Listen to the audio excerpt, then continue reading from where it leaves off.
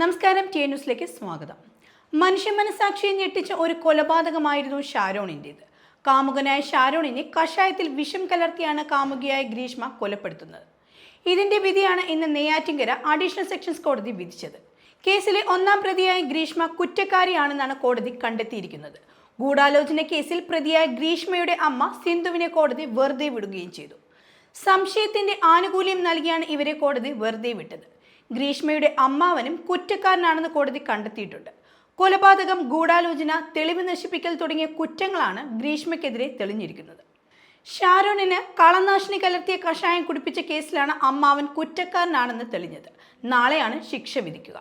2022 October 14 കേസിനാസ്പദമായ സംഭവം നടക്കുന്നത്. ഷാരോണിനെ വീട്ടിലേക്ക് വിളിച്ചു വരുത്തിയ ശേഷമാണ് വിഷം കലർത്തിയ കഷായം കുടിപ്പിക്കുന്നത്. കയ്പ് മാറുവാൻ ജ്യൂസും കൊടുത്തിരുന്നു. തുടർന്ന് ഷാരോൺ ഛർദ്ദിക്കുകയും ആശുപത്രിയിൽ പ്രവേശിപ്പിക്കുകയുമായിരുന്നു. ചികിത്സ കഴിഞ്ഞ് വീട്ടിലെത്തിയെങ്കിലും ആരോഗ്യസ്ഥിതി മോശമായതിനെ തുടർന്ന് വീണ്ടും ആശുപത്രിയിൽ പ്രവേശിപ്പിച്ചു. പിന്നീടുള്ള പരിശോധനയിൽ ഷാരോണിന്റെ വൃക്കയ്ക്കും കരളിനും ശ്വാസകോശത്തിനും തകരാറുള്ളതായി ഡോക്ടർമാർ അറിയിച്ചു. ചികിത്സയിലിരിക്കെ ഒക്ടോബർ 25 ഷാരോൺ രാജ് മരിക്കുന്നത്. 2021 ഒക്ടോബർ മുതലാണ് ഇരുവരും പ്രണയത്തിലാകുന്നത്. 2022 മാർച്ചിൽ പട്ടാളത്തിൽ ജോലിയുള്ള ഒരാളുമായി ഗ്രീഷ്മയുടെ കല്യാണം ഉറപ്പിച്ചു. തുടർന്നാണ് ഷാരോണിനെ ഒഴിവാക്കാൻ ഗ്രീഷ്മ ശ്രമിക്കുന്നത്. ആദ്യം പല കള്ളങ്ങളും പറഞ്ഞ് ഒഴിവാക്കാനുള്ള ശ്രമങ്ങൾ നടത്തി. ജാതിയുടെ പേര് പറഞ്ഞായിരുന്നു ആദ്യം ഒഴിവാക്കാൻ ശ്രമിച്ചത്. പിന്നീട് ആദ്യ ഭർത്താവ് മരിച്ചുപോയെന്ന് ജോത്സ്യൻ പ്രവചിച്ചു എന്നുവരെ ഗ്രീഷ്മ പറയുകയുണ്ടായി. പക്ഷെ ഇതിനൊന്നും വഴങ്ങാൻ ഷാരോൺ തയ്യാറായിരുന്നില്ല. നവംബറിൽ ഇരുവരും വീട്ടിൽ വച്ച് താലി കെട്ടി. പക്ഷെ പുതിയ ബന്ധത്തിൽ താല്പര്യം കൂടിയതോടെ എങ്ങനെയെങ്കിലും ഷാരോണിനെ ഒഴിവാക്കാനായിരുന്നു ഗ്രീഷ്മ ശ്രമിച്ചത്.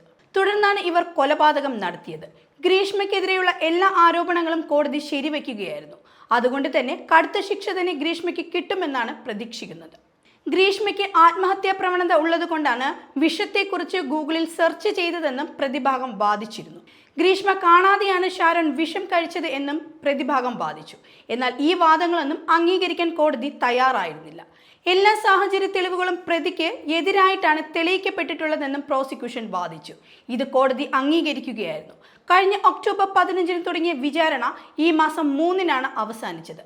95 സാക്ഷികളെ വിസ്തരിക്കുകയും ചെയ്തു. ഗ്രീഷ്മയ്ക്ക് പരമാവധിയുള്ള ശിക്ഷ നൽകണമെന്ന് പ്രോസിക്യൂഷൻ ആവശ്യപ്പെട്ടേക്കും. എന്നാൽ ഗ്രീഷ്മയുടെ പ്രായം കണക്കിലെടുത്ത് ശിക്ഷയ്ക്ക് ഇളവ് ലഭിക്കാനും സാധ്യതയുണ്ട്.